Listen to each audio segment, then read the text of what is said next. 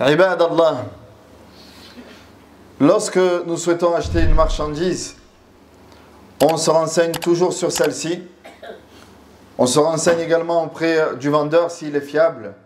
Et surtout lorsque on sait que cette marchandise-là est garantie, elle attire plus notre attention. N'est-ce pas? Quand toi tu vas acheter, masalan, un sèche-linge ou un lave-linge, et tu sais que ce lave-linge-là, il est garanti 5 ans. En plus, il est garanti par une grande marque. Donc, ça te met plus en confiance. Et ça, c'est la nature humaine. Donc, tu fais attention à quoi? Tu fais attention à la marchandise et tu fais attention à celui qui te le garantit. Et tu fais également attention à quoi? Au meilleur prix. فكيف إذا كان الضامن رسول الله صلى الله عليه وسلم وسلعة الجنة. Et donc qu'en est-il alors lorsque le garant, ici c'est le prophète Muhammad alayhi salatu wassalam, et que la marchandise qui est garantie c'est le paradis, et que le prix pour y accéder ce sont des œuvres simples. Ce sont des œuvres simples qui nous permettent d'arriver au paradis.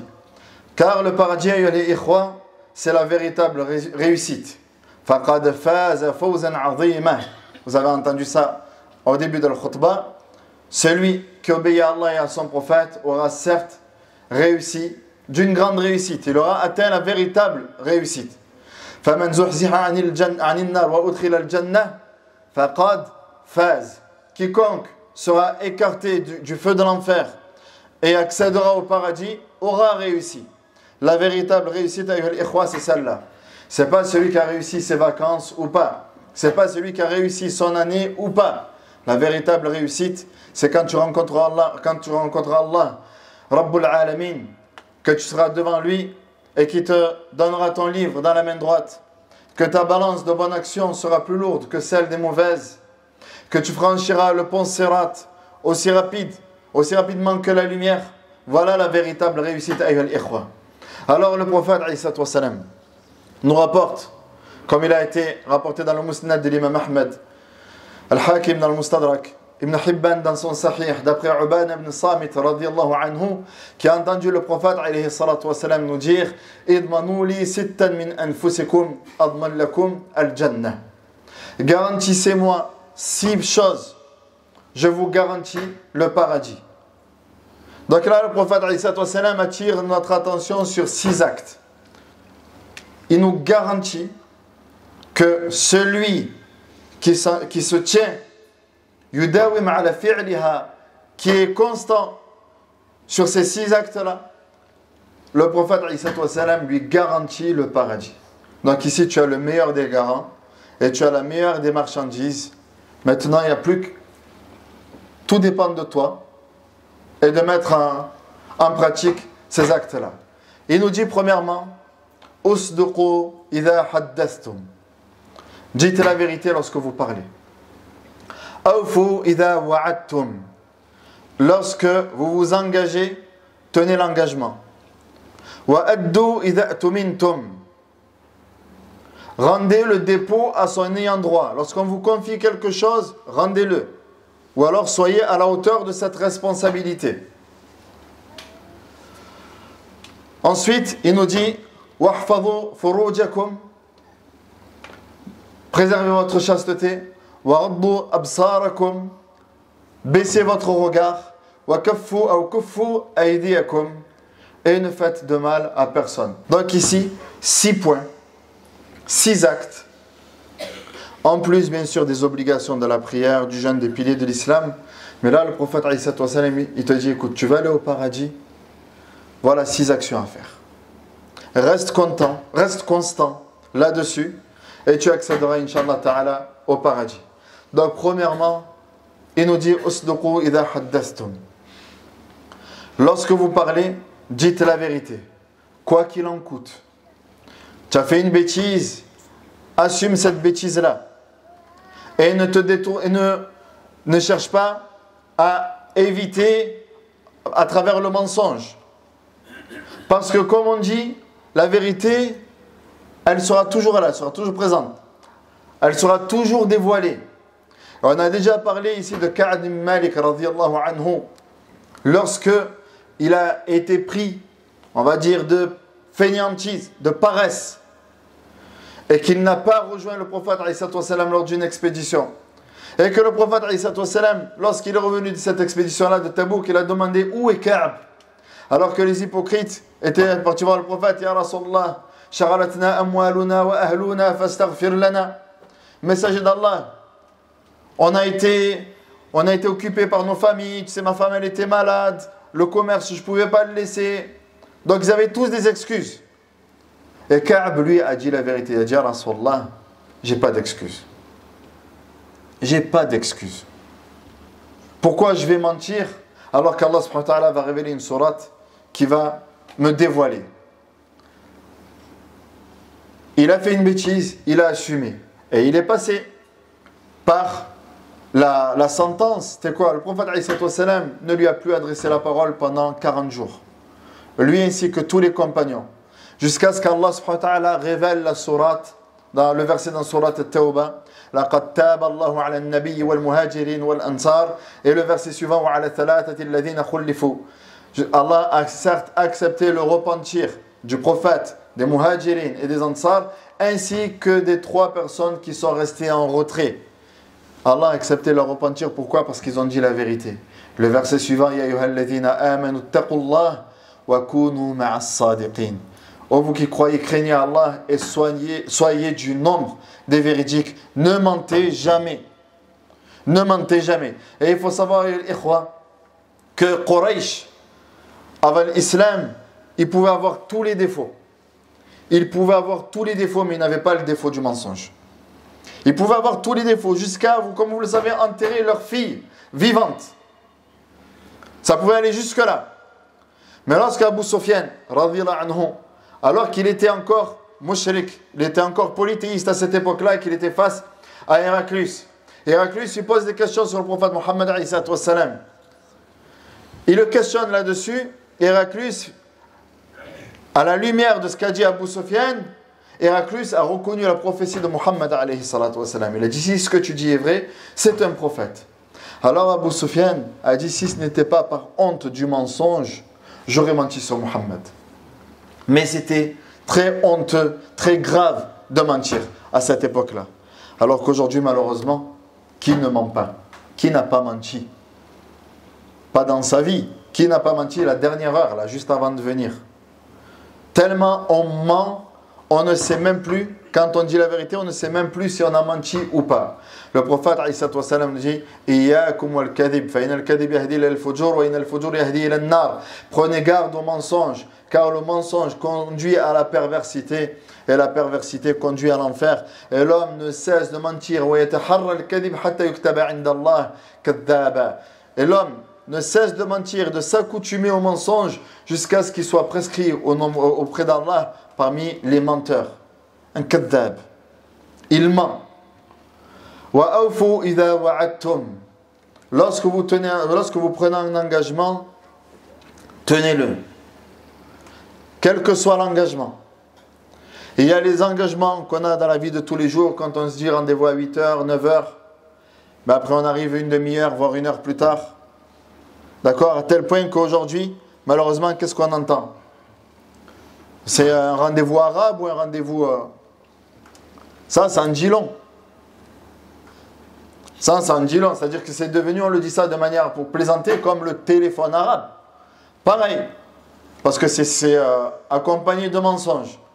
Et là, le prophète, alayhi salatu wassalam, il dit là, Awfu idha wa'adtum. Lorsque tu promets quelque chose, tiens cette promesse-là. Lorsque tu promets quelque chose, tiens-le. Lorsque tu t'engages, sois à la hauteur de cet engagement-là. Et parmi les engagements, il y a quoi? Il y a le mariage. وَقَدْ أَخَذْنَا مِنْكُمْ مِيثَاقًا غَلِيظًا.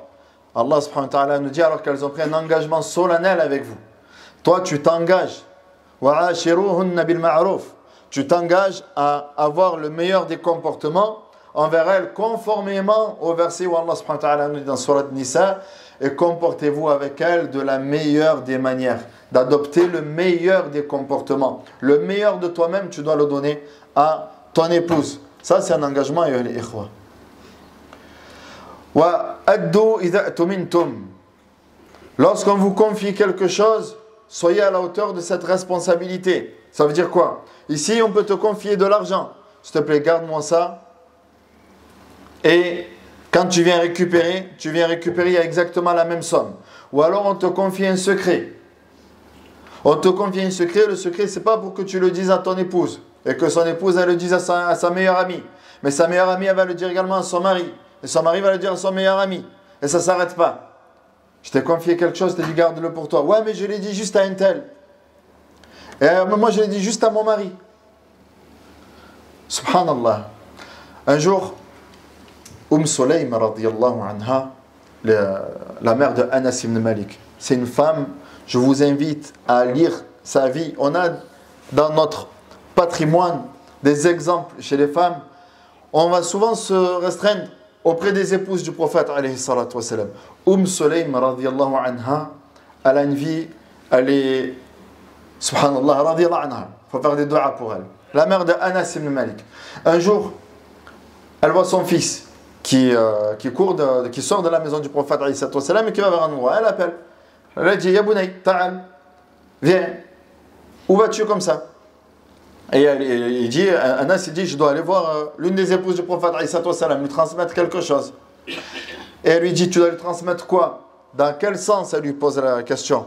Est-ce qu'il y a un statut religieux derrière qu'elle peut en profiter? Il lui a dit, le prophète m'a dit de rien dire.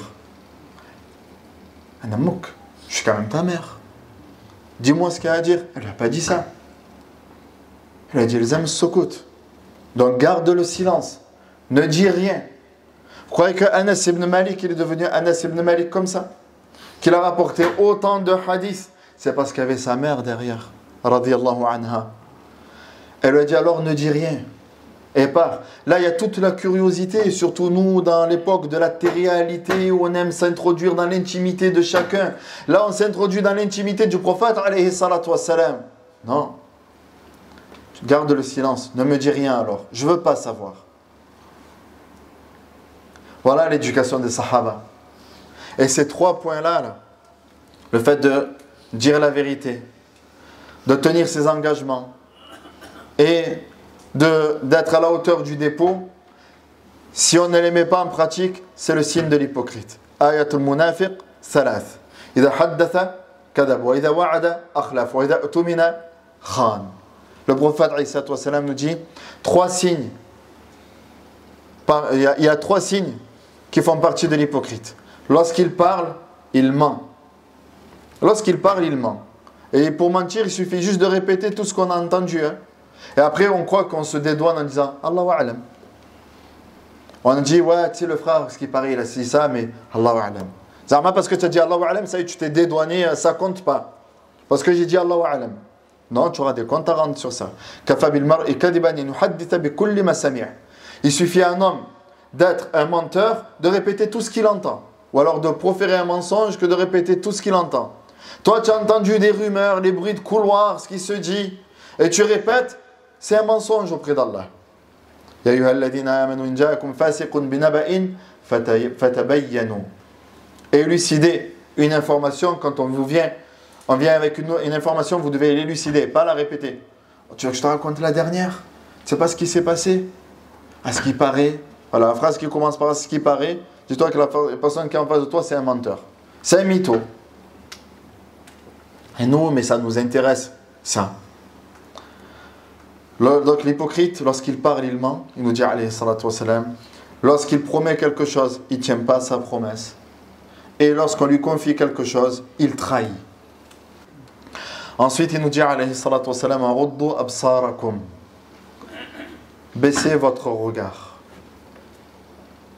Naam. Surtout, à l'époque dans laquelle on vit, la saison dans laquelle on est, on doit baisser notre regard. Et notre regard également, on doit le baisser de notre téléphone. Car il n'y a pas une application que tu mets sans qu'il y ait derrière une pub qui t'incite au haram, ou alors à regarder le haram. On est tellement habitué aujourd'hui à voir des personnes dénudées que c'est devenu normal. Le cœur est mort. Le cœur est mort. C'est devenu quelque chose de normal. قل للمؤمنين يغضوا من أبصارهم ويحفظوا فروجهم وقل للمؤمنات يغضضن من أبصارهن ويحفظن فروجهن. L'ordre ou l'injonction, elle est autant pour les hommes que pour les femmes. Allah subhanahu wa ta'ala nous dit aux croyants de baisser leur regard. Et dit aux croyantes de baisser leur regard également. Alors ici, Naam, le regard, est-ce que c'est tout regard ou est-ce que c'est le regard accompagné du désir? On va s'en tenir dire à celui-là. Le regard accompagné du désir. Et celui-là, baisse-le. Car c'est une flèche empoisonnée de shaitan.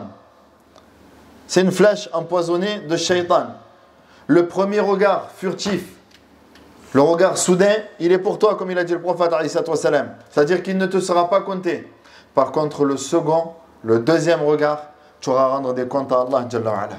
Le prophète nous dit, il y aura 3 sortes d'œils qui ne verront jamais l'enfer. Il y aura des yeux qui ne verront jamais l'enfer. Pas qui n'entreront pas en enfer, qui ne le verront pas. Aynun bakat min khashyatillah. Un œil qui aura pleuré par crainte d'Allah. Aynun harasat fi sabilillah. Un œil qui aura monté la garde dans le sentier d'Allah. Wa aynun kaffat an maharimillah. Et un œil qui se sera abstenu de regarder le haram. Donc, quand toi tu regardes toutes tes applications, TikTok, Insta, Snap, il n'y a que du haram là-dedans. Tu regardes une story, tu regardes la deuxième, c'est une haram. Qu'est-ce que tu vas regarder? Un rappel entre 2 femmes dénudées. Non, mais je regarde un rappel, j'ai des comptes de rappel. Mais dedans, il n'y a que du haram. Il n'y a que du haram là-dedans. Et donc, on regarde le haram et on ne s'en rend même plus compte. Et si toi, maintenant, tu te reprends en main, tu fais tawbah, tu demandes pardon à Allah subhanahu wa ta'ala, et tu baisses ton regard. Tu baisses ton regard. Et tu appliques le conseil suivant, où il nous dit, alayhi salatu wassalam, wahfadhu furujakum, et préservez votre chasteté. Préservez votre chasteté, c'est-à-dire n'ayez pas de relation hors mariage. Parce que ça fait partie des plus grands péchés. Allah Jalla nous dit, wala taqrabu zina. N'approchez pas à zina. N'approchez pas à zina. Tous les moyens qui y mènent, n'y allez pas.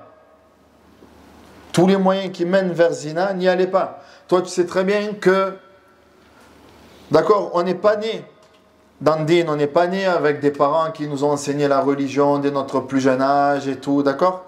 C'est pour la plupart d'entre nous, ce n'est pas ça. Pour la plupart d'entre nous, certains ont eu un passé et reviennent petit à petit. Mais quand tu restes avec ta fréquentation, ouais, je vais rester avec eux juste, mais je fais rien, je fais pas de bêtises, juste je vais avec eux, c'est mes potes et tout. C'est comme ça qu'on retombe. C'est comme ça qu'on retombe dans le haram. C'est comme ça qu'on va retomber. Tu avais arrêté l'alcool, mais tu vas retomber dans l'alcool. Pourquoi? Parce que tu restes avec des amis qui consomment l'alcool. Tu avais arrêté le shit, mais pourquoi tu retombes là-dedans? C'est parce que tu restes avec des amis qui sont dans ça. Donc n'approche pas. Shaitan, il te connaît par cœur. Et il sait comment te travailler. Non, tu sais, quand il te met en confiance, vas-y, t'inquiète, ça c'est bon. Ça veut dire que c'est bon, il a réussi la première étape avec toi, te mettre en confiance face au péché. Donc, baisse ton regard, préserve ta chasteté, et il termine en disant, alayhi salatu wassalam, kuffu aydiyakum, et ne faites de mal à personne. Si tu ne sais pas faire le bien, au moins ne fais de mal à personne. Tu ne sais pas faire le bien, tu ne sais pas être gentil, tu ne sais pas être bon, khair, Allah yadik. Mais au moins ne fais pas de mal. Mais au moins, ne fais pas de mal. Car vous savez que ce comportement-là, le prophète, on lui a parlé d'une femme qui multipliait ses prières obligatoires, qui multipliait les prières surrogatoires, le jeûne, les sadaqat, mais elle faisait du mal aux gens. Le prophète a dit, hiya finnar, elle ira en enfer. On a dit à Rasulallah, il y a une autre personne qui, elle, fait juste ses obligations, prière, jeûne, zakat, mais elle ne fait de mal à personne. Le prophète a dit, hiya fil jannah, elle ira au paradis. Elle ira au paradis. Donc 6 injonctions du prophète alayhi salatu wassalam. Dis la vérité, quoi qu'il en coûte. maintiens tes engagements, ne trahis pas quand on te confie quelque chose, baisse ton regard, ne fais pas zina, n'aie pas de relation hors mariage et ne fais de mal à personne.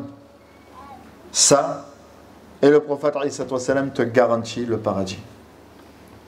فالله عز وجل نسأل أن يرزقنا الجنة والصدق والإخلاص في القول والعمل. اللهم اقسم لنا من خشيتك ما تحول به بيننا وبين معصيك